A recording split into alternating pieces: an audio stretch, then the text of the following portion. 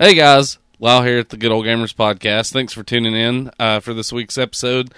It's actually not a new one. Brandon and I have been out on vacation the past couple weekends. He just returned home from Disney World, and I actually just got home from the Southern Fried Game Room Expo. So this next coming weekend, after you hear this, we'll be doing the new one for you. That'll be available next week. It'll pretty much be a follow-up to the Southern Fried Game Room Expo. The episode you're about to hear is actually a banked one we've had that was recorded back in October, pre-election. Brandon was absent one night, and our buddy and friend Mike McDaniel, who runs the Bloodstain community broadcast and the Bloodstain forums, come on and recorded an episode with me. My grandfather, this is around the time he started getting in pretty ill health. So, when all that was going on, I didn't get time to edit the episode or anything. Brandon's going to attempt to do that, so just bear in mind it is an old episode. It's one we've had put up. We're just pretty much releasing it, so you still have some sort of crude humor to brighten your week up, I guess. But thanks, guys. Appreciate the patience and all that shit, and we'll be back with you next week. Are you currently disenfranchised with the current election? Has social media news and every other fucking facet of life involving politics made it a living hell? Want to do something about it? Do you have more integrity and political finesse than these cucks attempting to rule our country? Then Election 2016, the video game, is for you.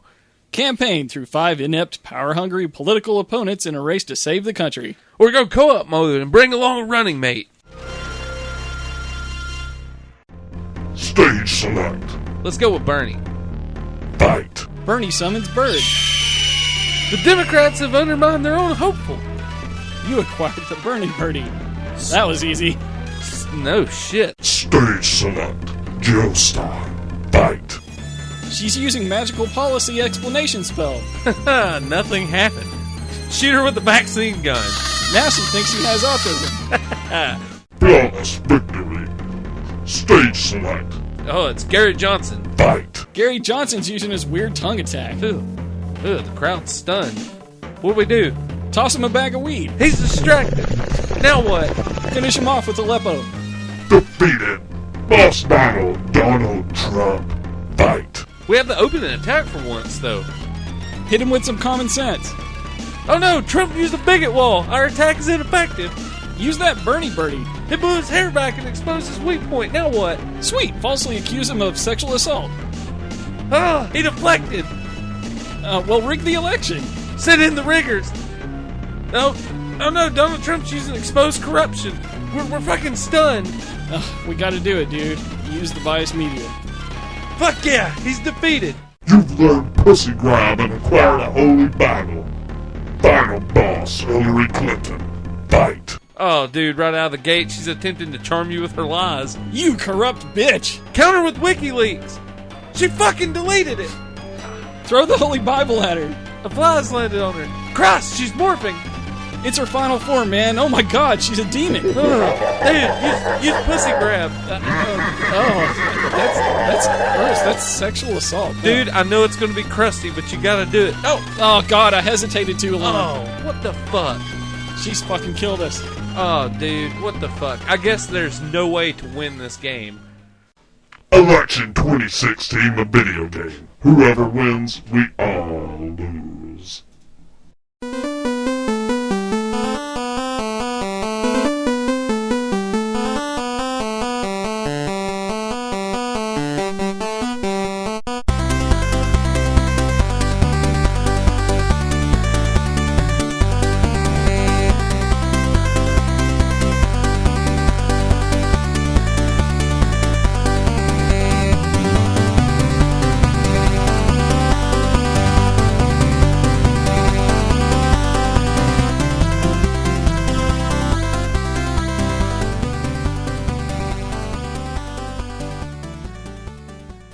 After 2 hours of chilling, We're good. we're good. We're back at you again.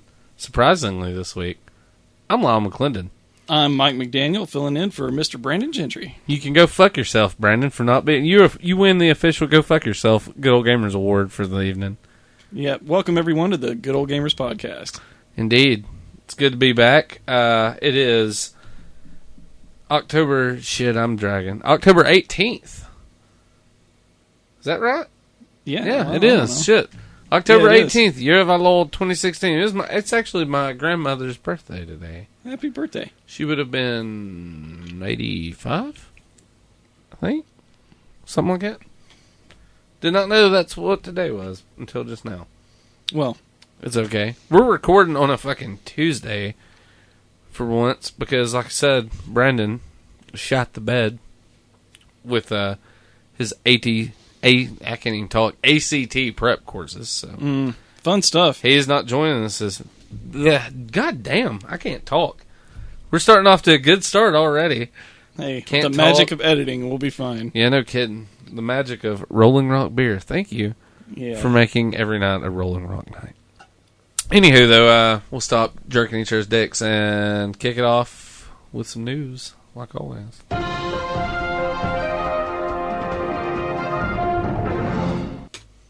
So what do you got for news for us? Fuck, dude, that that really had me messed up.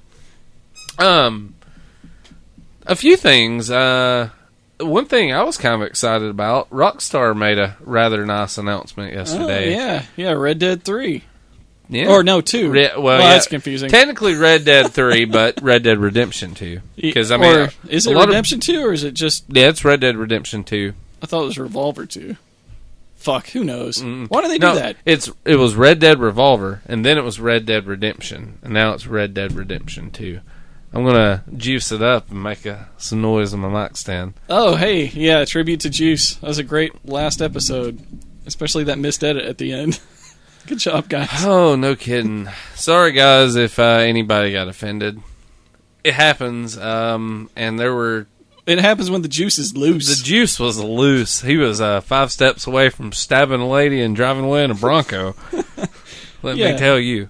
So, last time when you guys were talking about all that... child pornography stuff, that wasn't you guys looking on the internet for child porn, was it? Absolutely not. Okay, what was that all about? I want to clarify that. Long story short, there was a girl that was with my wife's sister and them. This sounds awesome. They were all in my living room, and she had a very large upper chest area, and my mother-in-law and wife and her sister, my sister-in-law, were all just openly talking about it like it was nothing, like making jokes about how this girl has basketballs in her shirt. And I'm sitting here kind of, I try to be a respectful male kind of deal, and I was just like, this is fucking awkward. And then other parties in the house like, man, them teddies are huge. And I'm just like, oh no. And the girl was, I'm pretty sure she was rather young. Well, how, like... Well, not like fucking child young. Like, I'm pretty sure she was like 17. Oh, okay. I think 18 you're safe, maybe. I mean, nothing happened well, with God anybody. bless but it was the innocence of children and drunks. Yeah, no shit. I was just kind of like, we were here first doing this, so, you walked into the snake's den, not I. So, yeah, there's absolutely no child porn involved. Okay. Thank God. And so, let the record show. Yeah, let the record show that we're not perverts around the good old Or gamers. at least not illegal perverts. Yeah, for the most part. So, yeah, new Red Dead game. Yeah, it's going to have an open world online mode, too, that's supposed to... Oh, yeah? Is that like a GTA thing? Mm-hmm. I haven't played any of that because I'm so not in the current generation. But is that fun to play Rockstar games and stuff like that online? Dude, I'm not going to lie. The only game I play multiplayer on Xbox is GTA 5. I enjoy it. Huh. It's just fun riding around with like 3 or 4 friends in a car just killing the fuck out of other people. Not being a jerk about it. I enjoy it very thoroughly. And that's Rockstar 2, of course, right? Yeah. Yeah. I imagine Red Dead 2 online will be somewhat like GTA Online, kind of. Yeah. The open world. The way they've described it is they've got the town or the map split up into territories, and it's like players will defend whatever territory they naturally spawn in at, kind of deal. Like, I guess kind of like where you're born at, you know. Well, like, if you want to hook up with your friends, do you have to cross some crazy world, or can you just I'm pretty all get sure together? Surely you'll be able to just form a posse. Form a posse, yeah. Hopefully. I seen that about there was something else that I thought was kind of interesting about that. I can't remember it right offhand. They haven't the trailer for it comes out Thursday. 2 days from now, which the trailer will be out by the time the podcast is out. Yeah, happy Friday if anyone's listening. Yeah, no shit. From using our time bending abilities from Tuesday to Friday. Yeah. Hey. But I can't remember. There was something else that just kind of piqued my interest, but maybe it'll come to me in a little bit. I did see about the Nintendo NX like not being called NX. Yeah, it looks like it's there's a leak. We don't know if it's totally legitimate or not, but it looked like maybe we might know the name of it now. Nintendo Duo. Do-over. Well, it kind of harkens me back to Turbo Duo, you know, and I'm just like, I don't know, man. Do you remember the code name for the Wii U? I don't, but I remember it being cooler than the Wii U. They should just leave it the NX. That's what we all call it anyway. It sounds cool enough to me. The Nintendo X. Apparently, this is saying the Nintendo Duo was a fake. Oh, yeah? Yeah, so still NX as of now. Well, there are also current rumors going around that Friday is the day that Nintendo's going to actually like do a press release and reveal what it is. Yeah, October 21st, possibly. So maybe by the time people are listening to this, they already know in hindsight. But, you know, we've already heard rumors about when they were going to release it, and they didn't then. So hopefully by Friday we know something. You know, from the get-go, this thing was supposed to be coming out round about now. Yeah, I don't mind delays as long as the product's worth it. You know, I've had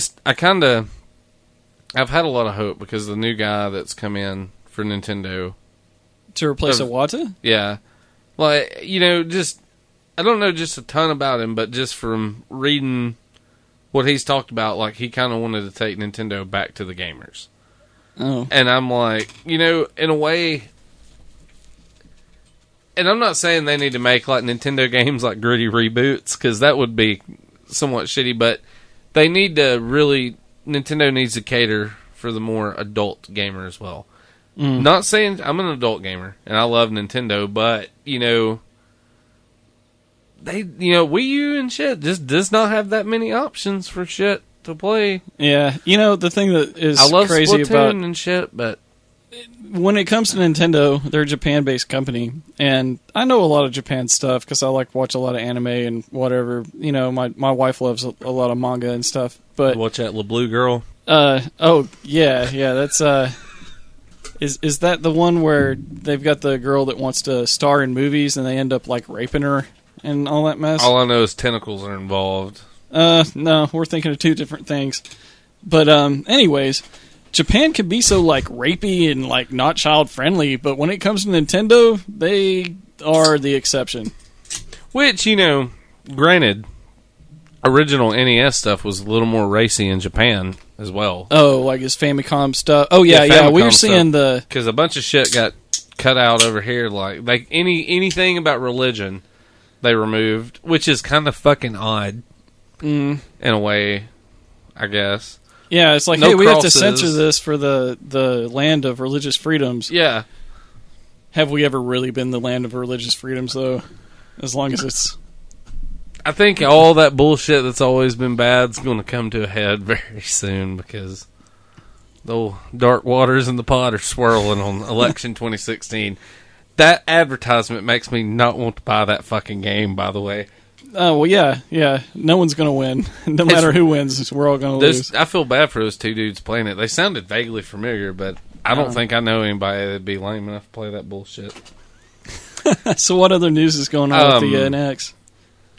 I haven't heard much other than they keep speculating on what it's going to be. Pretty much a tablet with a detachable controller and a base. So the two sides of the screen will be able to detach for like co-op or something. I've seen some things that kind of look like, you know how a nunchuck and a Wiimote looks, but it has like these little hinged grooves on it, and it just kind of magnetically clips to the side of it. I can't believe that they've kept it so secret so long. They must have one hell of something that you sign, a non-disclosure statement or something. They take your ass and throw you in Guantanamo Bay or something. They fucking fired that guy like months back now for saying too much about something about the Wii U or something at one point on a interview he did, and he was like a little, just past entry level ain't shit motherfucker at Nintendo Seattle, and they fired his ass for talking to them. Well, that's Nintendo. They can control that, but they send these dev kits out to all of these developers, and I'm surprised they haven't leaked anything. So, good job keeping a lid on it. It's just something that bothers me about the Nintendo NX. I'm like, for something that's supposedly going to come out in, we'll say 6 to 7 months, don't you think you need to be generating a little more hype to be like, this may be it, but it isn't. Oh, I don't know, man. They didn't have to hype Pokemon Go up so much, and that shit caught fire. So I think just anything Nintendo related to their IPs, it's gonna. Their past history is going to be a great boon to them. That NES Mini coming out in November is a great ploy, because what a better way to make people get Nintendo fever again than bringing that shit back. Yeah, that's good timing. Good marketing, guys. Oh, yeah. So I hear a rumor that they're going to have Mario, Pokemon, and Zelda games available within 6 months of the launch of the system. The last rumor I had heard today, too, they were saying that it's possibly going to have a pack-in Mario game. Well, I hope so. That's kind of the tradition. Yeah. No more fucking Wii Sports. I hear that they're supposed to have more third-party support from Sega, Square Enix, Ubisoft, and Activision, and Warner Brothers, too. But that's all rumors. Also, another rumor, of course, you guys have talked about that before, that it's going to be cartridge-based. And with Flash Memory the way it is now, it just makes sense. So is the NX something that you think that you're going to be getting? I am. No matter what it is, you're just already in? I kind of... Yeah. I got my weird reasoning for wanting to buy, buy a new Nintendo console. Yeah. Just all the shit that's going on with my grandpa, it's kind of like a nostalgia thing for me. Oh, yeah. I'm not saying I'm going to end up buying it and liking it, though, and if I buy it and hate it, I will not have a problem getting rid of it. But, I don't know. I'm trying to have a little faith in Nintendo at this point, because they're so gimmicky. We'll see what they do. Yeah, I haven't owned a Nintendo system since. Well, I can really just say the Super Nintendo, but I was waiting in line when the Wii came out, and I got one of those, but I didn't get to keep that for very long before it left me, and I haven't had a Nintendo 6 since. My wife has like N64, and I've had DSs, but I haven't enjoyed a console from Nintendo in a long time.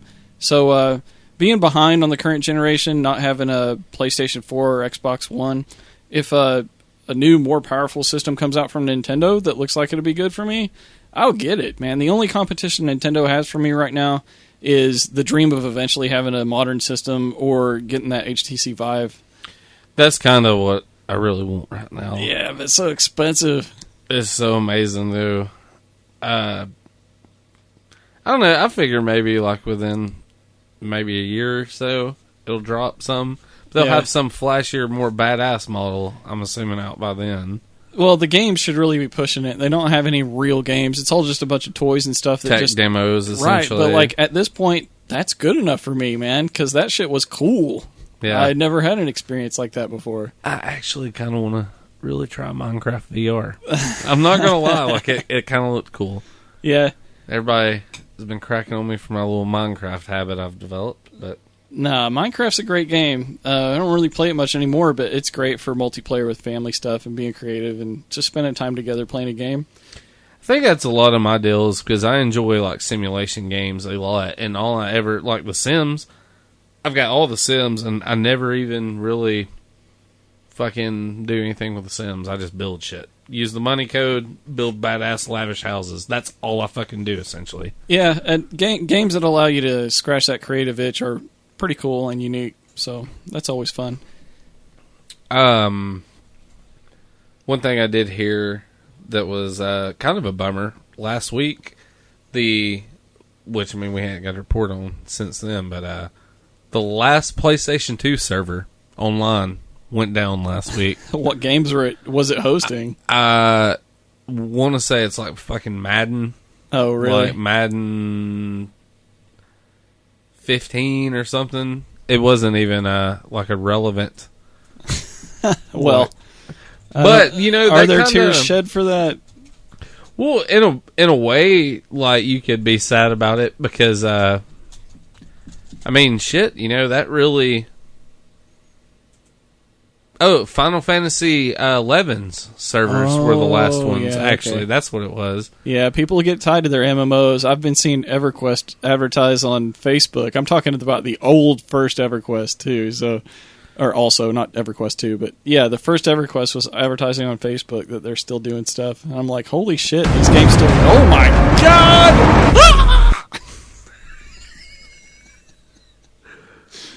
god! Note to self: do not check the official PlayStation website anymore for information while recording. I think I need to leave that in because that was somebody's gonna be listening to this podcast and driving down the road and hear that. And just yeah, a sharp wheel to the left and run over the Jesus guy from your Tales from Alabama. Well, I was trying to read and it was just saying that Final Fantasy 11 was the last PS2 game online. I mean. You think about it, man. PS2 has been around for quite a minute. Yeah, as well. I loved my PS2. That was you were talking about Nintendo earlier, not owning anything, you know, Wii and then nothing else. See, I had an N64, and when GameCube and shit come out, kinda when I fell off the bandwagon. Oh yeah, because of PlayStation 2. PlayStation 2 made me a believer in PlayStation. Yeah, well, PlayStation 1 made me a believer. I was like straight from SNES, and then the PlayStation came out, and I was like, oh my god, this is awesome. So I stuck with that, then went to PlayStation 2. I did get an Xbox, and then I got the Xbox 360 and just stuck with that. But no one cares about what consoles I do and don't have. My wife has caught me up, but she's got the GameCube, she's got the N64. We just need more games and stuff. But, you know, there's so many games that we have on our backlist we need to play that it's hard to get around to some of them. That's how, being October, I've been trying to fuck around with some horror games. I haven't really got a chance to. Really want to try Eternal Darkness. Bill has recommended that game to us several times. Other people have. Yeah. You did, didn't you? No, not Eternal Darkness, not me. There's been like 2 or 3 people. I know Bill did, and one of our other guests did. Still never played it. I'm just like, yeah, thanks for the advice. Fuck you. Not really, but. That Shin Megami Tensei, that's demon related, right? Because Shin Megami, Death Note has taught me that means like a death god or something. So I bet that there's like a lot of demonic stuff in there that would be cool to me because I like the Gautier, the Demons of the Lesser Key of Solomon. That's all. Iga's Bloodstained stuff is based off of those things. So I really need to get in there and look at the monsters and check out that series. Did you see about the Pokemon leak? Did Cheyenne see about the Pokemon leak? I don't know if Cheyenne has, but I heard somebody hacked and got to see some evolutions that no one knows about yet. Apparently, I don't know the exact details. They'd done something with a demo and it accidentally leaked the entire Pokédex. Oh, yeah. Or something like that. Well, there you go, guys. Spoilers. Cheyenne just got back from Korea last night, and nice. She bought a shitload of Pokemon cards for the local league as rewards. And she said that the Pokemon there have different names, because Squirtle to us means like, you know, a turtle and a squirrel or whatever. Yeah. But like over there, they don't have squirrels and turtles. They don't call them the same thing, so they give them different names. And she was reading off some of those names, and they're hilarious in Korean. I imagine. I wish I would have thought before she went over there and just be like, here's like $50. Buy me all the Korean NES games you can find. Oh, yeah. Buy me some of the really wonky shit that's like... Huge gamers over there. They love their StarCraft. Dude, I watched a documentary a couple weeks ago about... Oh, juicing it up. Yeah, you pulled a juice. The juice is loose. I watched a documentary, though, is about MMORPGs over there, and that shit is unfucking fucking real. Oh, yeah. Like, them people that, like... There's kids that have died. Oh, are their parents leaving children in their crib? I wish that was a joke, but that's happened here. Well, me and Brandon reported... One of the guys I seen, me and Brandon reported about a while back, where, like, he broke his leg or some shit. And took up playing a game and developed a fucking blood clot from sitting on his big ass, and he went to move around, broke it loose, and died. Hey, if you gotta go doing what you love, I guess. Maybe in his afterlife, he's like mentally there, and that's his world now. He's actually Lognar the Wizard. He's running around like banishing the fuck out of goblins as we speak. I seen if you have the $80 edition of Battlefield 1, it's playable right now, apparently. Oh, yeah?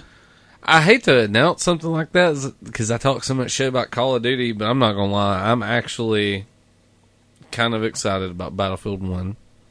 I like old shooters, like World War Call of Duty 2 is my game, man. That's the only game I've ever truly been good at. You know, just wiping the floor with people. But I don't get why Call of Duty gets so much shit. Is it just because there's a huge gaming community that are all just like basically the same-minded people that like Call of Duty? Why does it get such a bad rap? I don't like the only Call of Duty games I talked shit about were the ones because I had everything up until Black Ops 2. I didn't buy anything after that. Really? Well, I tell you back, I got Ghost for Christmas, and it was I mean, they're not polished games by any means, but that Ghost was a buggy fucking nightmare. I didn't even get and that was one of the things that made me just be like, oh, this is Call of Duty. Well, I'm not going to lie. I'm just out of touch, I guess, because I stopped at Modern Warfare 2, and I really liked that game. See, Modern Warfare 2 is what got me hooked on them. Really? I really liked Modern Warfare 2 and logged some hours on that. Yeah. And then Black Ops come out, and Black Ops still has my favorite game mode out of them all. Like, One in the Chamber on Black Ops is amazing. It's, you got one bullet, you shoot somebody, you get a bullet back. Huh. If, you knife them, you get a bullet. But if you miss, then all you can do is knife. So you got to be real tactical. Huh. But that's probably how the Russians really had to fight World War II. Yeah. Just kill people and take their ammo. Enough money to make 3 bullets. Yeah. Here's your gun. Good luck beating people with it. You are going to die. They're, I heard something about the Infinite Warfare servers were taken off as a joke, and they were like, "This is what you get for bitching about the trailer," or something. I don't know, but that the Infinite Warfare trailer, that looked badass to me. And the E3 coverage, I was like, "What fucking game is that? That's a badass space shooter." And they're like, "This is Call of Duty," and I was like, "Oh, that's weird." Call of Duty's definitely changed a lot since Modern Warfare 2 when I played it, but it looked cool. I mean, for its own game, I don't know how Call of Duty it is, but for a space shooter, it looked pretty neat. Yeah. Yeah. I don't know. I won't be able to play it unless it's on PC and I get an upgrade or something, because I don't have a modern system. With time, you can do it. Yeah. When it's outdated. One thing that made me really happy is a fan has released a Sega Saturn English patch for Hideo Kojima's Police Knots. On Sega Saturn. What's Police Knots? Police Knots is one of the games he did between Metal Gear 2, Solid Snake, and Metal Gear Solid. Do you go around, like, falsely beating black people for no good reason? Or? Kinda. In the future. It's well, did you ever play the game Snatcher? He made by chance? It's pretty much like a point-and-click game about futuristic police. And like Judge Dredd style? I am the law. Kinda. Pretty much, you go over you're a galactic policeman, put it that way. Like, you go all over space and do shit. And it's pretty much you figure out that this woman and all these people, it's your typical police thing. They have a virus that they can wipe out whole systems with, and are leaving pretty much clues on all these different planets and different areas, and you end up pacing everything together at a certain point, because it's like a graphical text-based adventure. Oh, what's the system? What game is the system on? Sega Saturn, PlayStation, Sega City. Sega City's got one of the only English release translations of it. Did they base that new translation off of that? Or did they just retranslate the whole thing? It doesn't say. Okay. I know it's a fan translation, so maybe they done it themselves. But right. surely they did the Sega CD. I remember the Sega CD one. It's kind of like Snatcher. Like there's some really bad like continuity errors in the translation of it, and I know that was a big. So is this complaint. something you can emulate now, or what? Yeah. Oh, okay. There's actually a few Sega CD Sega Saturn emulators out now, but you can also you can download the patch, and I mean, if you're into this, you can burn copies of it to play on your modded Sega Saturn. Ah, I see. Didn't you just recently learn how to emulate a lot more? Certain things. I've already known how to emulate about everything, but I have discovered a pretty good working Sega Saturn emulator as of recently, because that Sega Saturn's kind of like a new developing emulation technology. And oh shit, Eureka! Yeah, it just hit me. I did. That's a smooth ass segue right there. I wanna say it, but I kind of. Well, there ain't nobody that important listening, surely, but. We don't want this shit shut down. Yeah, I don't want it shut down. So if I tell y'all this, speaking please, code. Yeah, get on your Xbox One, and I'll do it like this. I won't say the web address because everybody, if you're capable of hunting down a podcast, you're capable of getting on fucking Google and finding this shit out yourself. Pretty much, there's a website that allows you to play emulators through a browser. And on your Xbox One, using the internet function, you can go to this website and you can use your Microsoft OneDrive account and load ROMs. And you can use your controller, and it works just like... can you assign buttons and all that? No. That's one thing that's a bummer. The buttons are pre-assigned, and on SNES, they're backwards. Oh, fuck that. Like, that kind of ruins it, doesn't it? It's like backwards, too. It's like, instead of being BAYX, it's BAYX. Well, I can see you. Nobody. But this is a podcast. Okay, imagine the SNES controller if it was a literally baseball diamond, flipped upside down and reversed. Okay. Mirrored both ways. Yeah, mirrored both ways on the buttons. That's exactly. I couldn't play like that. Fuck that. Why did? It does make Contra 3 a little easier because you can hold down your fire button and just tap jump with the bottom of your thumb. Okay. So that's all right, but it emulates NES, SNES, Game Boy, Game Boy Advance, and Sega Genesis. Jeez, dude. I just need to use that for my regular emulation. So can you use the functions in Xbox to stream it? I think so. I'm pretty sure because Xbox One has the ability to like pin things to your desktop and all that, and you can pin multiple things at once. So I really don't see why it wouldn't work.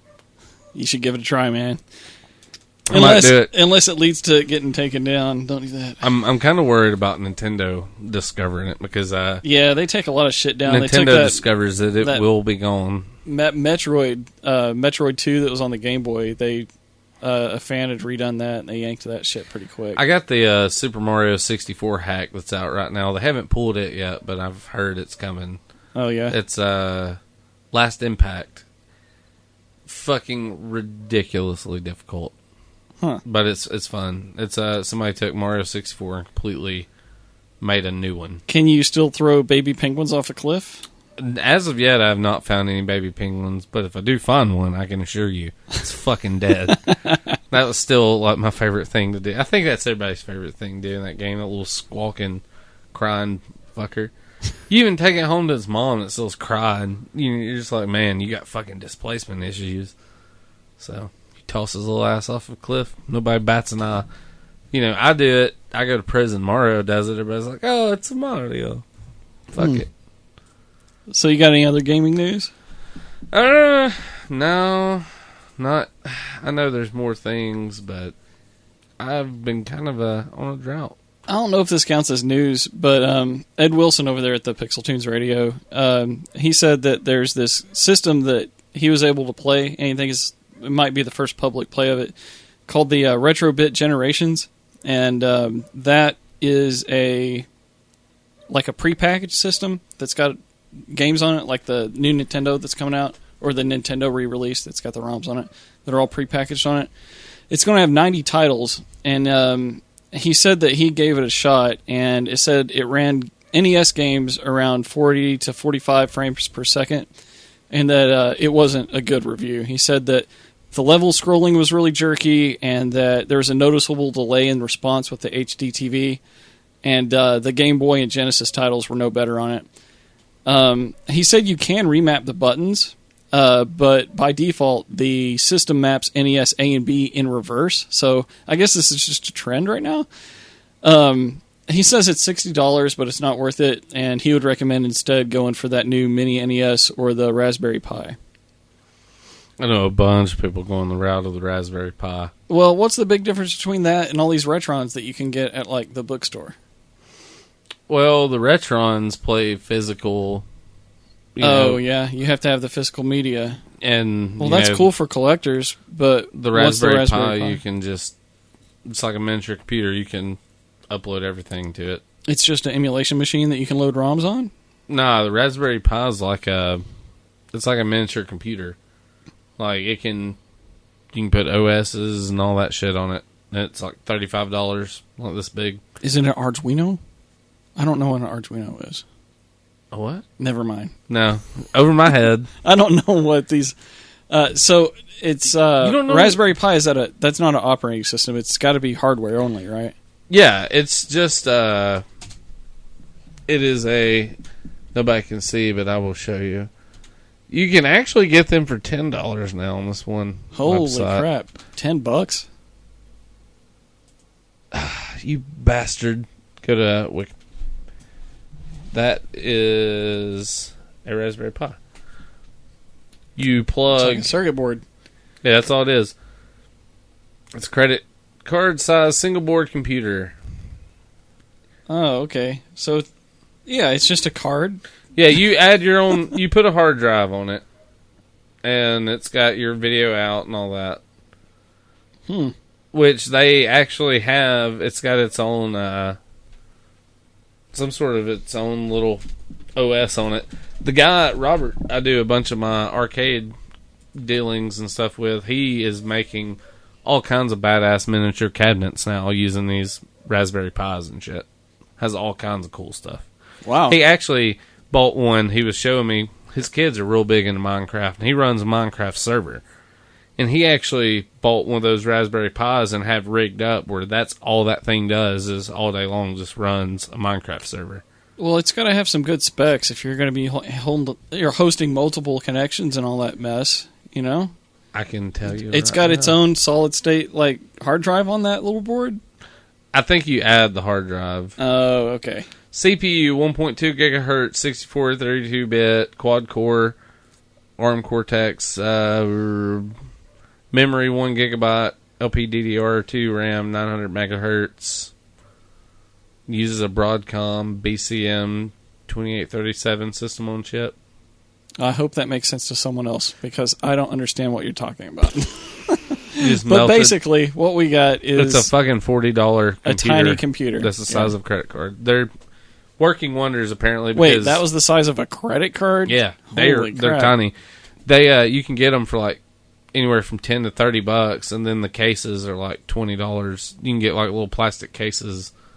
I know tons of people though that are doing not tons of people are doing this, but there's people that are doing Kickstarters and they're building their own portable emulation machines, and all they're doing is building a shell around these Raspberry Pis and putting working controls. I guess that's what Retrobit Generations and their little console needs to do, because their shit sounded like crap, and Ed would recommend that you get the Raspberry Pis instead of that. So I've seen some seriously cool shit from the Raspberry Pis, so most definitely recommend them.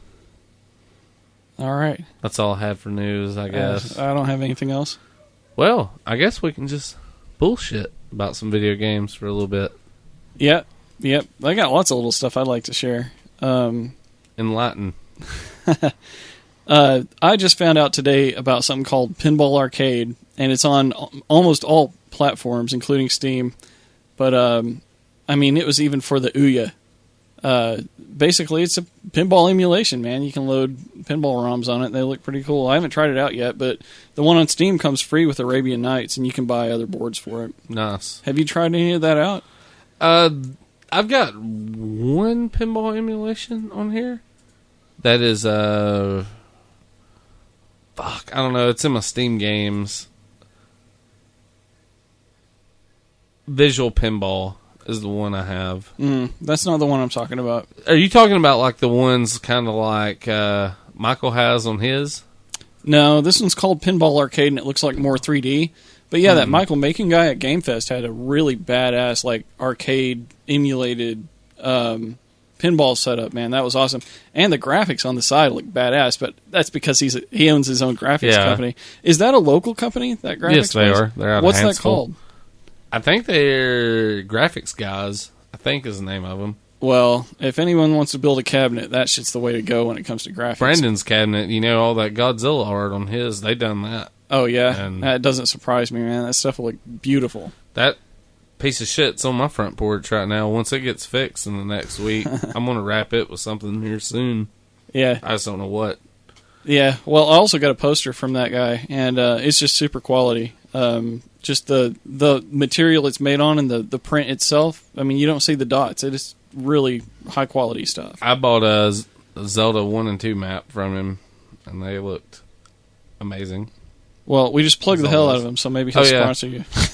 I know this is random, and I unplugged my cell phone. Nobody else can see it, but some dude made that. It's custom, of course. Oh, wow. It's a Zelda cabinet. Arcade cabinet. Made like a Donkey Kong Zelda cabinet. Yeah. Oh, plugged it back up. Brandon would be like cussing me, so he'd be like, God damn it, lol. It's okay. Shit. If he got through the Juice episode.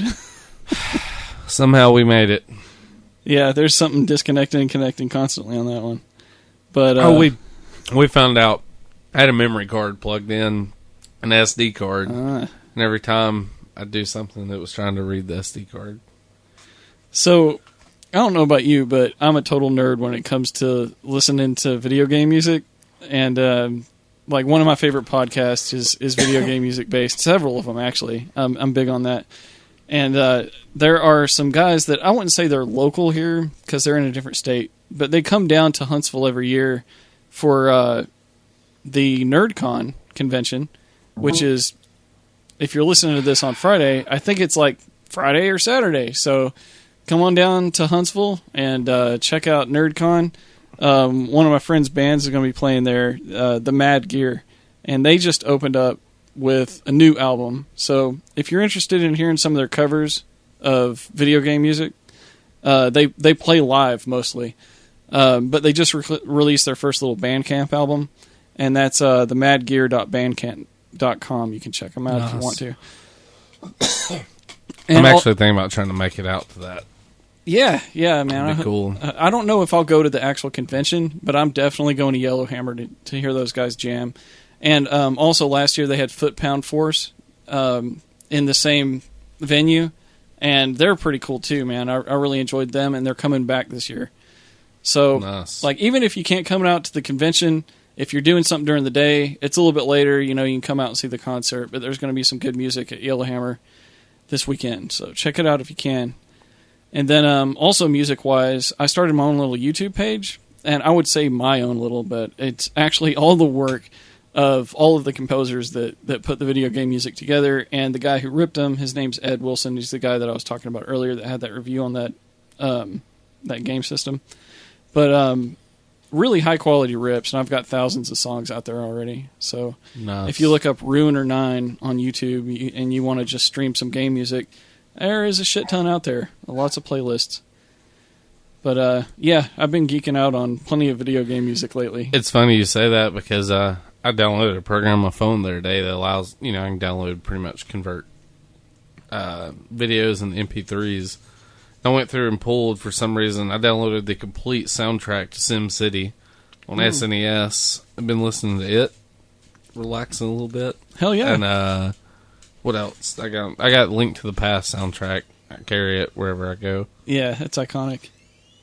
I think my wife and dog are home. I hope so. Either somebody's that or just the egg randomly lady's about to get us. Yeah, the egg lady is about to befall us. Descend upon us. I've seen her walking down the road picking up cans a few days ago. I have a feeling something bad's going to happen. It's awfully close to Halloween. Yeah, my favorite time of the year. My favorite holiday. There's a horror movie fest going on in Alabama I really want to go check out at a cemetery. Oh, cool. What are they, like, projecting on a screen in a cemetery? I think so. Huh, it's where's all that at? in Birmingham at Oak Hill, wherever that's at.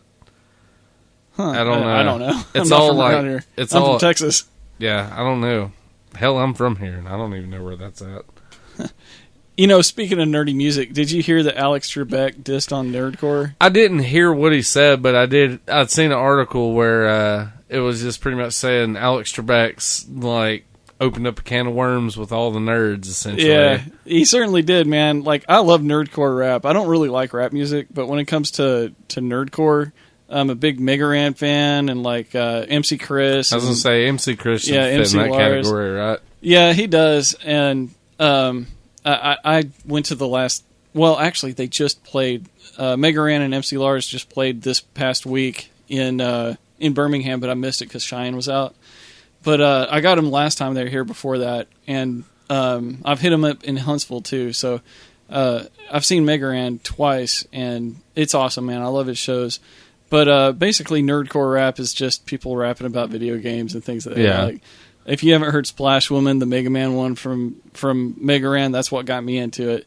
But yeah, Alex Trebek had this Sarah lady on the show, and she was a contestant, and like, you know how they go over their hobbies. She was explaining what nerdcore rap is, and Trebek was like, so, in other words, losers. And she was just like, okay, yeah, I guess. And she just laughed it off. And yes, cuckolding was summoned upon him. I cuckolded him and failed him.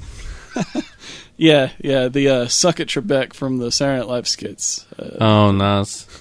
Fuck Alex Trebek. He's like fucking 80 years old. That means he's like not relevant anymore. I know, and he shaved his mustache off. What the hell? That's like, Tom He's Selleck. weakened. If Tom Selleck would have shaved his mustache off, you'd be like, what the hell's wrong with you? He's revealed his weak spot.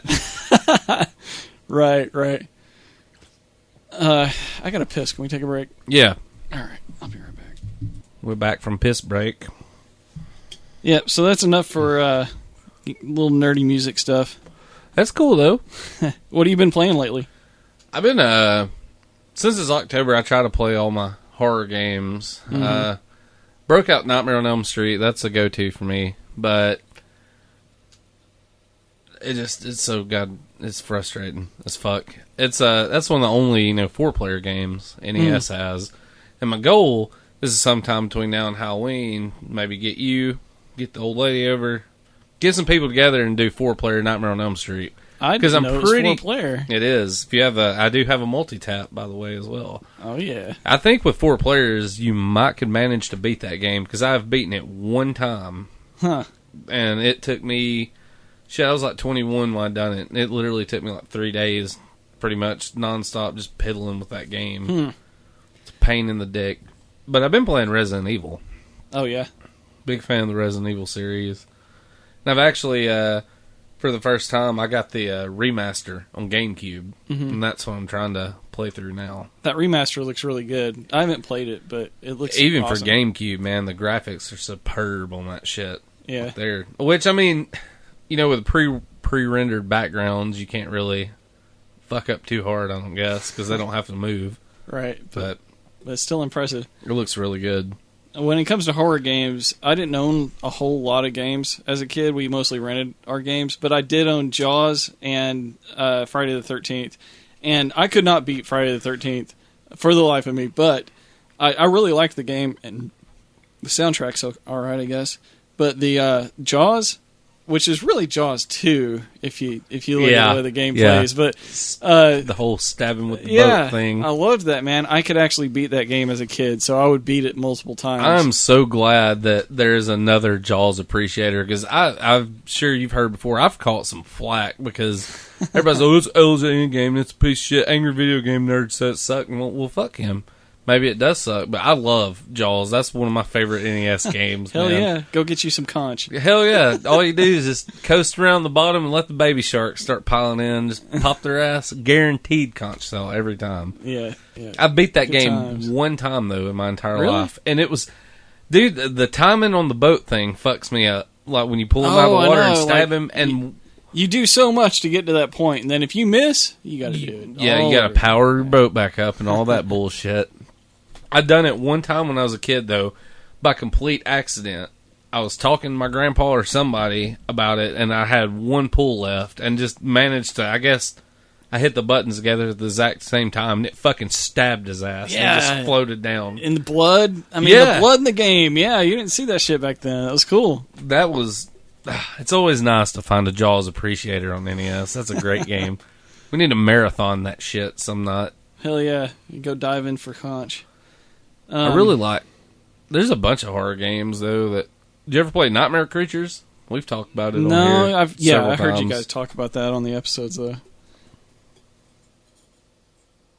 But, as far as horror goes, I mean, Castlevania is one of the first and original. So, that's my thing. I love Castlevania. I'm a Castlevania nut. Last time I came on, I was supposed to talk about... Or maybe it wasn't last time, but...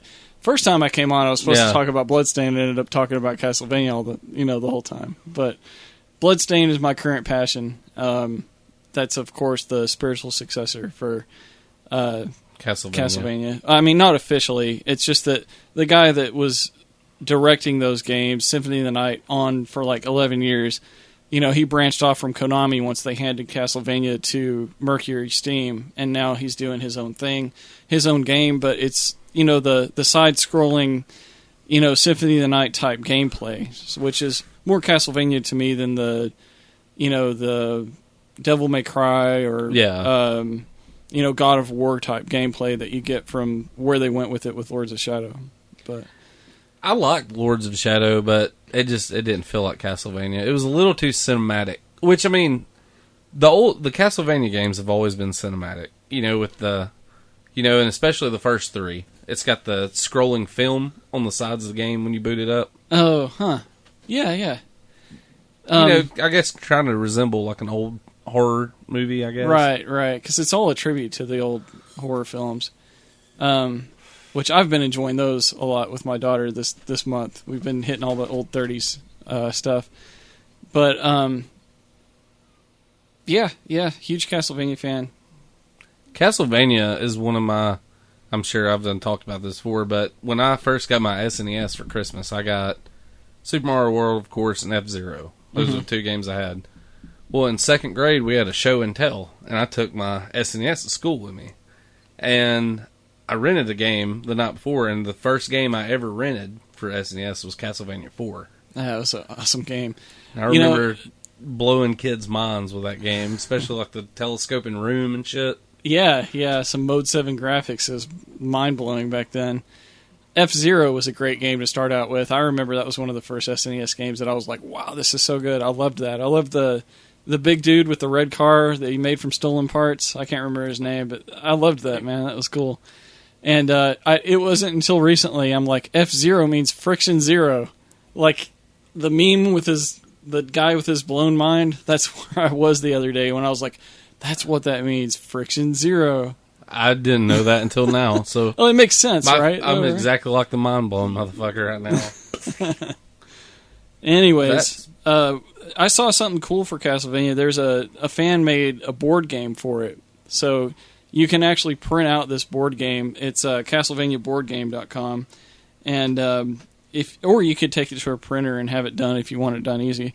But it's also available on the Steam Workshop. If you look up on Steam Workshop Tabletop, you'll find some software there that is half price right now. Right now it's $10. It's normally $20. And it's like a virtual space where you can play any board game. You just have the objects. You got to put the objects in the game. But it's up to you the way the rules work. So if you're playing your own house rules of a game, it's just you manipulating the objects. And I think that works in virtual reality too. So that's cool. Yeah. I think that'd be a cool way to play a video game. If I wanted, or I mean, not a video game, but like a board game with someone remote. Like if I had a best friend in Texas that I wanted to play, like Clue or Monopoly or some shit with, then you could use that to do that. Or heck, it might even work for D&D. I don't know. That could be badass. Yeah. So I'm definitely getting that soon. That's the Steam Workshop Tabletop. And the Castlevania game's called Nocturne of the Tabletop.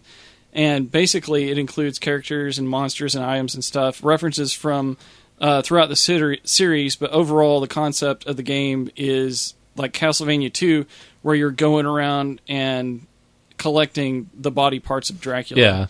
Yeah, and then it's like time-based, and you gotta break the curse. You gotta return it all and break the curse before, the time limit.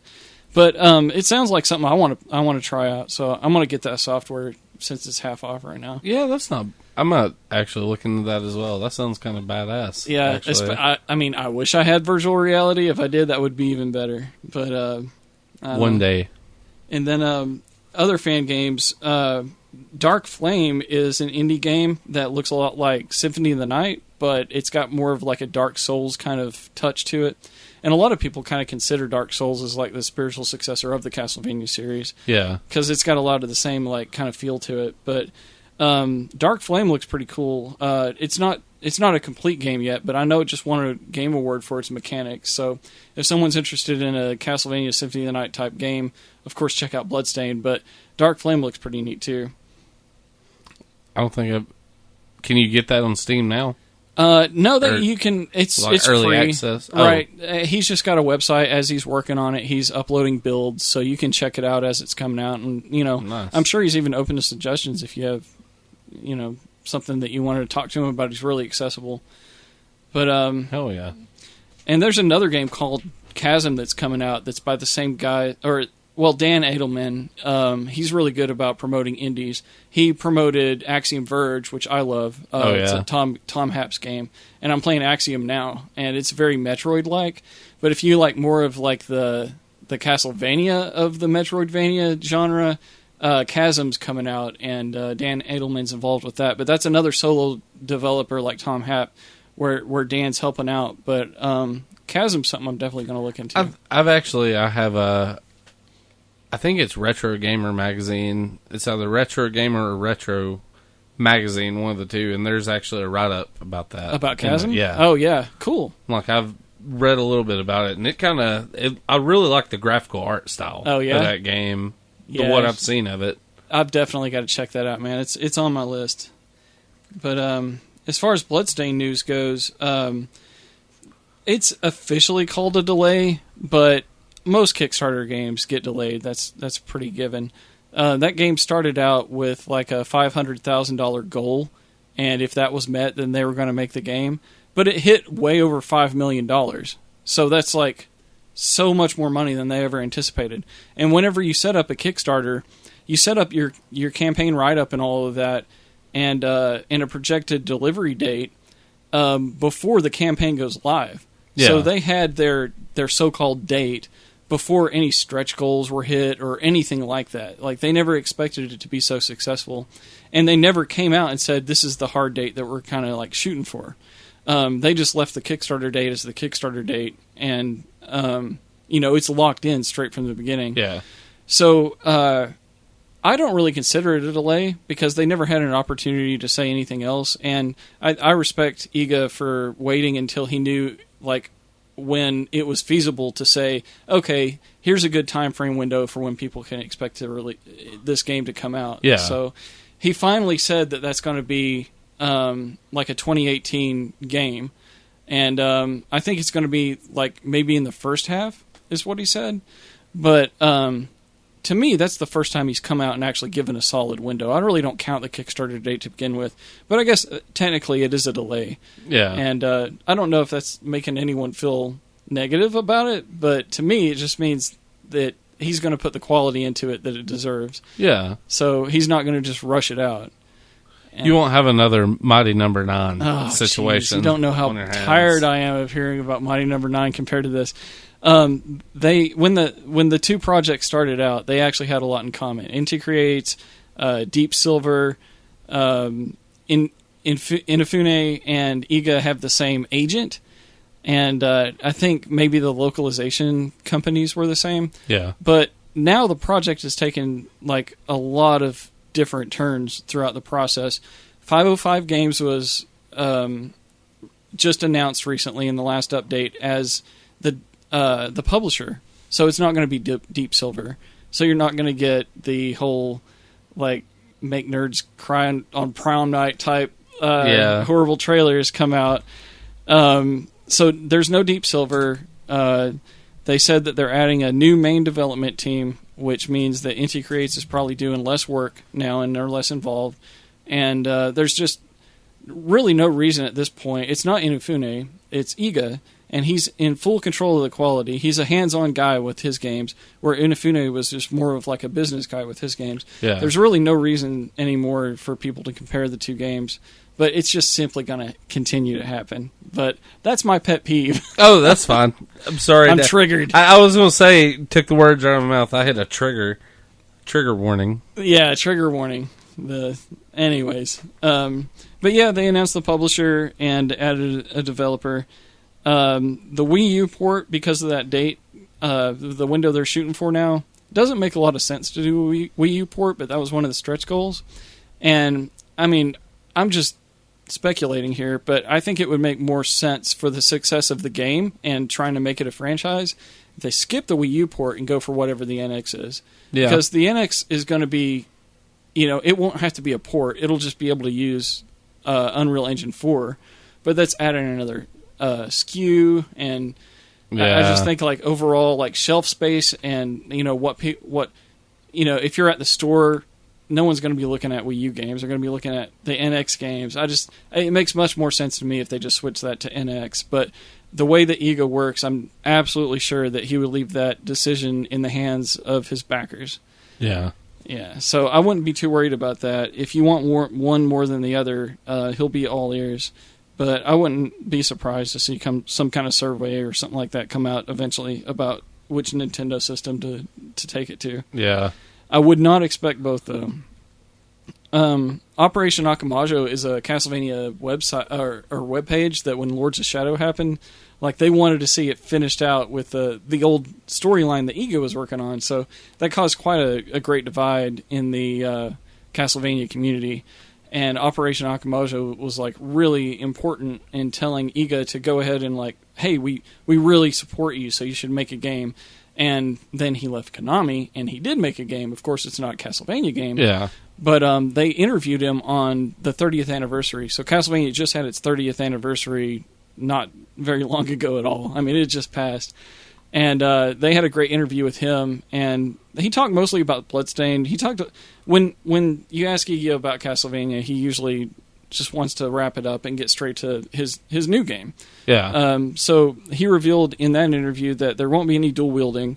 So we saw character pictures of her like dual wielding whips and stuff, and it looks like that's not going to be part of the game. But in Symphony of the Night, you could do things like if you got certain swords, you could do like Street Fighter combo moves to like a half circle and a button, and it would do something special with a weapon. And he said that they will be including that into Bloodstained. So that's something cool to look forward to. And then there's not going to be any day and night cycle. He clarified that, which is kind of disappointing to me because there's so many cool things you could do with it. But I understand. I mean, they've got to get this game out, so they can't put every little feature in there. And they never promised anything like it. It's just one of those things that I personally was kind of looking forward to. But it's a pretty cool game. I mean, I don't know how much you know about it or anybody listening. But Bloodstained it's like my thing. Well, that's, one thing. I'd never even heard of Bloodstained until we'd met up with you. Spreading the good word. Yeah. I'm interested in it, though, definitely, because that's one thing, I felt like we haven't had a good one, and we haven't. There hasn't been like a classic, decent Castlevania-style game come out. I mean, other than, if you count, like you were saying, like Axiom Verge, and all the... there's lots of good handheld ones, but when it comes to the big screen, we haven't had anything good since 1997. That was...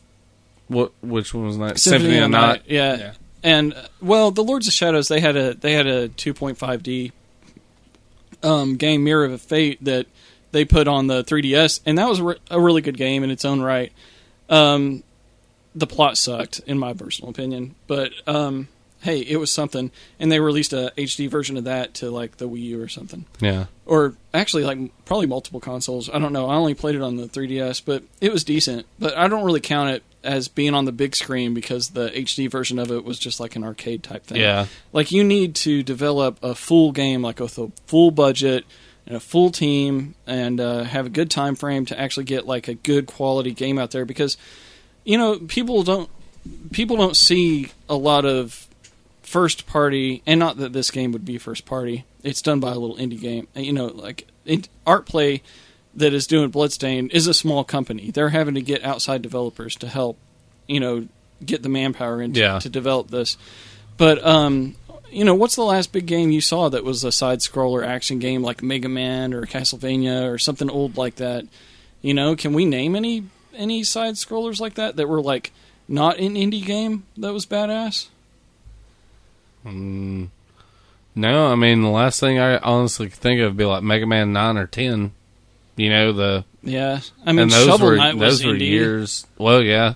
So it's like that's something that indie embraces, but it's there's obviously a hole releases there to fill, and we need someone to fill that hole. So Iga's going to fill your holes, whether you want him to or not. Taking the Donald Trump approach. Yeah. That sounded terrible. I kind of retract that. But yeah, he won't grab you by the pussy. Put it that way.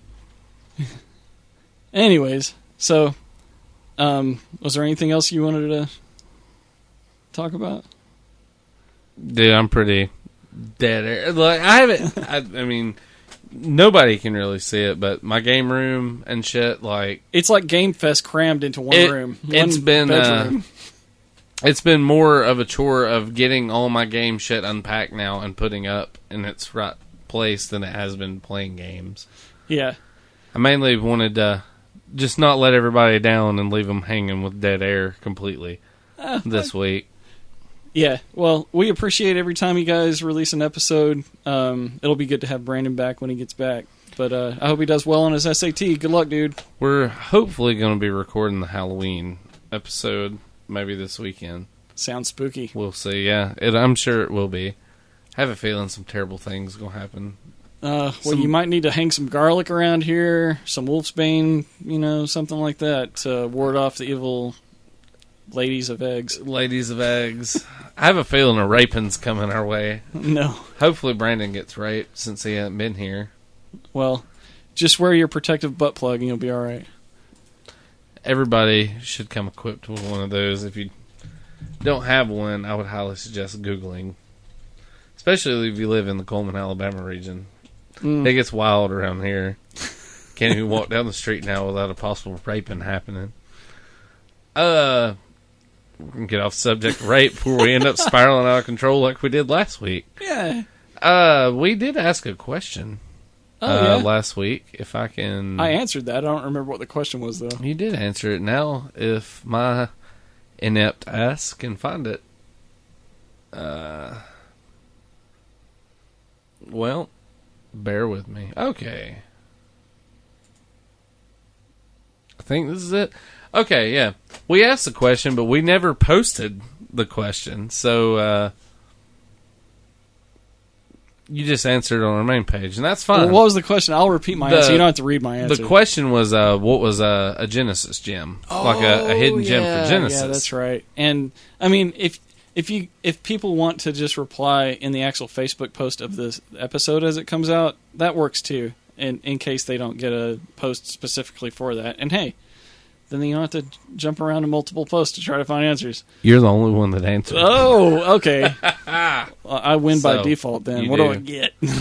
No, I'm just kidding. Okay, so my answer... A bag of tacos.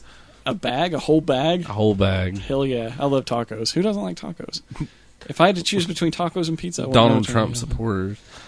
Hillary. Deplorables. Just anybody that supports politics right now, they're anti-taco. They must die. Grab them in the taco.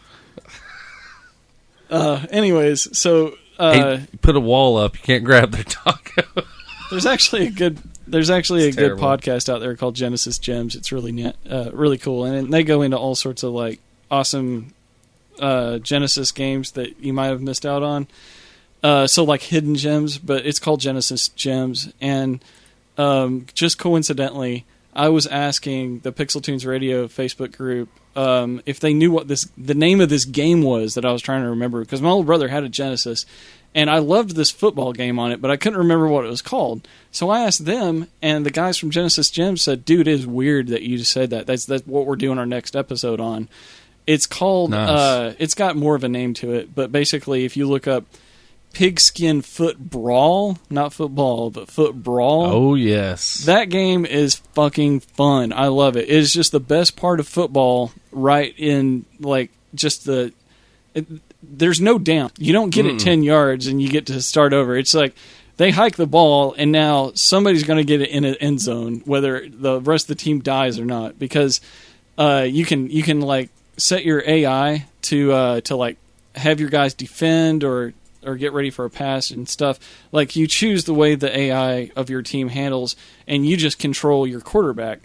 And basically, it's just get the ball in the other person's end zone and don't let them punch you to death and don't run into obstacles on the field on the way there. The cover of that game is what I remember the most. Is really? Like two hands reaching for a football, and they're all like wearing these big-ass spiked Shredder-esque bracelets. Yeah. Like going to catch the football. Oh, that's cool. I can't remember what you do to get the ogres in the game, but like if it's too much of a blowout, I think they come in, and I remember playing a whole team of ogres. If it's set on hard or something, I can't remember, but it's more fun 2-player.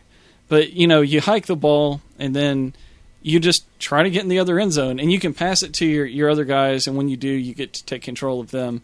But it's just fun, man, because you'll have these crazy moments where it'll show like a cursor that indicates your guy that's off the screen that you're controlling, and then you just like line it up, and when the other guy's running by, you wait until he appears in the screen, you just punch him in the face. Very nice. The ball goes flying, you grab it, and you just try to go your direction. So it's a lot of like high-paced action fun. I remember the game, but I never played that one. For some reason earlier, I was thinking Mutant League Football is the one I played. Yeah, that's another Genesis football game that is kind of like that, but it's totally different, really. Yeah. But like the theme of it's kind of the same. You can actually, I just checked, you can pick up Pigskin Foot Brawl for, it's like a $20 game complete for Sega Genesis. So. Oh, nice. That'd be a nice pickup to have, actually. I think that was a port of an arcade game, and I've never played it, but I would love to like emulate an arcade of it. I want to say maybe it is. Due to the world of the internet, I can do a little research on that without trying to take. It is an arcade game, but it's called Pigskin 621 AD, an arcade. It was made by Bally and Midway and was ported to the Sega Genesis under the title Pigskin Foot Brawl.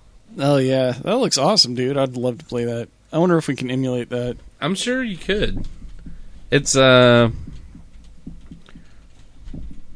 most Midway stuff's pretty easy to emulate, so we might have to dig that up and put it on the main cab one night. Hell yeah. I had no idea that was actually an arcade game. So I guess we got to come up with another question of the week, huh? Very nice. Yeah, I got a couple calls. Oh, I don't know if they're about the question of the... Well, let's listen. It's probably more death threats against you. I think.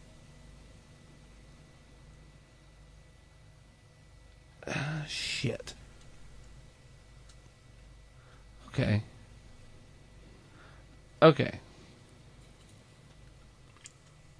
Yeah, I don't think anybody answered. Maybe Brandon did, but I don't know. We'll just do the calls real quick, and then we'll leave them with a new answer. So here's our first call from a familiar douchebag. Hey, good old muff punchers. Go fuck yourselves. Hello, Brando. Sorry I'm not there myself this time. As usual, school's got me in a serious struggle fuck right now. I figured I'd answer our own question. A game I'd like to bring up for the Sega Genesis is Mega Turrican. This game I never got to play a whole lot of. I had it briefly, and I credit it off to Lyle's sorry ass there. But it's about an $80 game, Brandon. Thank you. Side-scrolling shooter controls really well. It has a lot of similar veins to Metroid. Definitely worth checking out. It's not the cheapest game ever, but it's pretty fun. Controls are great. Variety of guns. I know there's a swinging rope ability, and great graphics, good music even for the Genesis. So I recommend checking it out. So see you guys later. Well, it's so good to hear his voice again. Yeah, at least if you can't be here, if you can at least have a Brandon cameo, it makes everything better. Our next call is from someone new. I want to say it says his name is Travis on Google Voice Translation, but I do not trust that anymore, Miami Daniel. Oh, I forgot about the Miami. Yeah. That's a whole other... I told my family that. They call me that every once in a while. Alcoholism will do weird things to you. Yeah. So if you missed the episode where he said it, Google Translate gives you a text version of whatever the call is, and it thought that I said that my name was Miami Daniel. Instead of Mike McDaniels, it was Miami Daniel. And my drunk ass read it as Miami Daniel. It didn't hit. I said it, and I was just kind of like, shit. But you edited it out, man. You should have kept it in there. Yeah, I should have. That was another... one of the moments where people I don't know is going to be listening to me and be like, man, that guy's It makes me want to idiot. do a Scarface quote, like, this whole town's a pussy waiting for it to get fucked or something, but I can't do a good impression, so I'm going to have to disappoint you there. Yeah, I'm not good on mine. All right, well, let's hear this. this. Mine. Okay. Hey, guys, this is Travis from Texas. First off, I wanted to say that I love the show. I found it a couple weeks ago, and I've been blown through the backlog. Anyway, I had a question for you. Was there ever a period of time in your life that you lost interest in video games or just stopped playing them because of whatever life responsibility? Indeed. Anything like that? It happens. And if so, what was the game that got you back into gaming? Ooh. It's not a specific game, just like what changed to pull you back in? Anyway, thanks for putting up an awesome show, and keep up the good work. Thanks. Well, thank you very much for calling in, Travis. That is refreshing. Yeah, says from Texas. Hell and yeah. That is wonder where from. It's my stomping grounds. Google said Houston. Oh, yeah. So, I'm not from that. Texas might as well be several different states the size it is. But that's a great fucking question. I think we should relay that question as the question of the week, maybe. Because, I mean... Oh, yeah. That's a really... work. That is a good question. That's a really good one. Have you ever fell out of gaming, and what game got you back? I did fall out of gaming for quite a many years. When I was in a band, playing music, and, trying to get free beer and cheap ass. I ain't worried about video games, But the beer is what you want for free, but the ass is what you're willing to pay a little for. Cheap ass, beer, free beer and free ass. Just whatever hoe will have you at the end of the night. After playing a rock show, I guess. As far as getting me back into it, I guess Super Mario Brothers. That's always been my go-to because I got really interested in wanting to do the speedrun aspect again, and I started speedrunning. I thought it was regular Mario Brothers or Super. Oh no, it was Super Mario. I'm sorry. It's okay. It's all good. Yeah. I guess that's kind of what I got real interested in speedrunning, and then I just kind of was like, man, kind of forgot how much I like playing Nintendo. I'm going to get my Super Nintendo out. Then it's just like, oh, I remember when I had a TurboGrafx. Now let's get one of those. And, and lo and behold, it is out of fucking control at this point. That's a good thing, though. I wish Brandon was here to give his answer. I'm sure it'd be good. Well, we'll ask that question so everybody will have a chance to give us an answer. Have you ever fallen out of video games? And if you did, what was the game that brought you back? Let's see if I have anything. Have I fallen out of video games? It definitely happens, and it's happened more than once. Like, I'll just get to a point in life where I'm focused too much on work or family or something, and I'm just like, I don't know, you kind of grow up to the point where your responsibilities are too much for you to fit in, much stuff. Like, usually it's because I end up getting into something else, like, oh, I need to binge watch this series of shit on Netflix or whatever. But, like, it's never been for, like, too long of a streak. And there's always a game that'll get me back in. Let's see. I don't think there's any specific game, but I know that one of the games that really got me back in after a long lull was Minecraft, and I was just playing it with my daughter and my wife, and just getting into that where we could all do something together. It was like just a good gateway back into the games that everyone was playing at the time. It was like when it was like super popular, and we stuck with that for a long time, and then other games kind of replaced that, and I just kind of stuck with gaming again after it. So Minecraft kind of got me back in for a while. Minecraft is a good one. Don't let anybody tell you otherwise. They're fucking full of shit.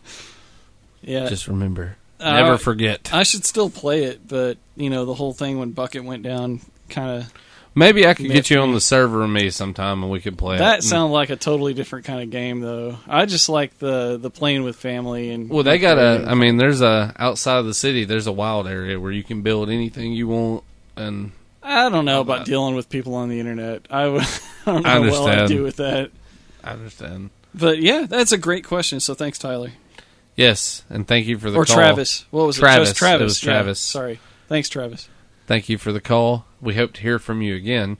And for all you other people out there that want to make a call, there's some provisions that have to be made, and these are those. 682-777 good. Dial the number, you know you should. Leave us a message, you know it gives us one. Ooh, 682-777 good. Yeah. I never get tired of hearing that. I don't know. Ever. Well, so call 682-777 good. Give us some wood. Even if Mike's not here, I mean Brandon's here, you can give him wood vicariously through us by calling. Does that make sense? Vicarious Wood. Vicarious like Wood. A terrible band name. Sounds like a really shitty like Tool cover band. Yeah. Vicarious Wood. Well, Vicarious, that works. Well, yeah. Tool. Yeah. Anyways, Fucking Tool. yeah, and if you don't want to call in and leave an answer, you can call in for many other reasons and just say something. Yeah, berate us, congratulate us. I don't care. And if you're shy or you don't speak English and need to use Google Translate, you can just say it on Facebook or Google Plus or... That is surely your best way to translate what the fuck you want to say. Miami Daniel. Yeah. Say hello to my little friend. Hey, man, what you doing over, man? I can't do a good Scarface either. I can't either. Sorry. I'm way too white and fat, I guess. Does that have something to do with it? No. Okay. Shit. Well, you can find us on Facebook, Good Ole Gamers Podcast, at our website, goodolegamers.com. Twitter, I think we still do Twitter. Maybe, I doubt we do. Maybe we do, but I don't know. thinking about starting an Instagram because I've heard a lot of people give, like, I know the guys over at Blow Your Pod weren't getting many comments or anything on anything else, but they started an Instagram account and they get blew up on there. I don't know what the fuck we'll post pictures of, but I'm so out of touch. We probably need a Snapchat and a billion other things. But no, thank you. Yeah, I got a podcast too, and I don't have an Instagram. Plug it. It's you can go to the bloodstainedfanforums.com, and that's the official forums for Bloodstained. And my podcast is exclusively about Bloodstained. I don't release as anywhere close to as near as often as you guys do. But whenever there's something to talk about, I usually have a guest on that may be related to the development team or the official team somehow, or I'll have a guest on from the forums. And, I've even had developers from other games come on. So it's a fun podcast. It's called the Bloodstained Community Broadcast. So if you search for that, I'm sure you'll find it in any kind of podcast catcher or, YouTube or anything like that. You can just search it, you can find it. So that's what I do, and you can follow me on Twitter if you want it at MikeyMC. That's me. Look his ass up. I'll put a link to the podcast this week. All right. If anybody actually gets on our website, it's kind of it's like a wasteland nowadays. Digital tumbleweeds and shit blowing around. Yeah. Hey, if you got this far in this show, let them know you heard it, and say something on their Facebook or something or Google Plus, and just let them know that somebody made it this far. Achievement unlocked. You got a survivor. Yeah, let us know you're still alive so we can keep making shit. Yeah. I guess. Well, thanks for having me, man. It's always a pleasure to come on. I'm glad you came on, man. I'm glad it's nice having somebody here. So, dude, I really doubt people would want to hear me just talk for an hour and a half. They'd probably be like, well, I found the podcast. I'm going to fucking kill myself, too. Suck the ass in out of his shotguns. This fucking hick-ass fat fucks talking on radio on the internet. Maybe nobody thinks that, but I just think a lot of people do. I'm just like, man, internet's a terrible place. We're going to get ripped apart one day. Nah, I love this show. Thanks, man. Well, thank you. But we'll be back next. Like I said, we're going to try to do a Halloween episode this weekend, so we'll see how all that shit goes. You can find us on iTunes, blah, blah, blah. We're on all that crap, If you don't know, go to our page, goodolegamers.com.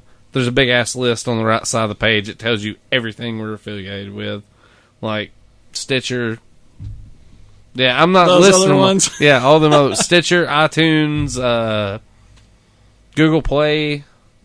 Yeah, we're on all that shit. You can find us. We're fucking YouTube. The most boring-ass YouTube video on the planet. It's just the catfish logo, and it's just like us talking. But, I stream shit off YouTube and listen to it, so. Yeah. Anyways, there's something we say around here. You remember it, right? Oh, as an Aliens fan, hell yeah, I do. Hell yeah. Game over, man! Game over!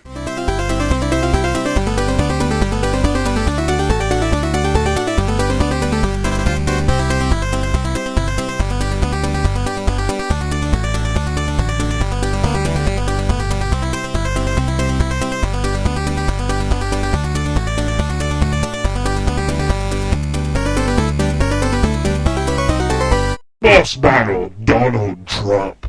Fight.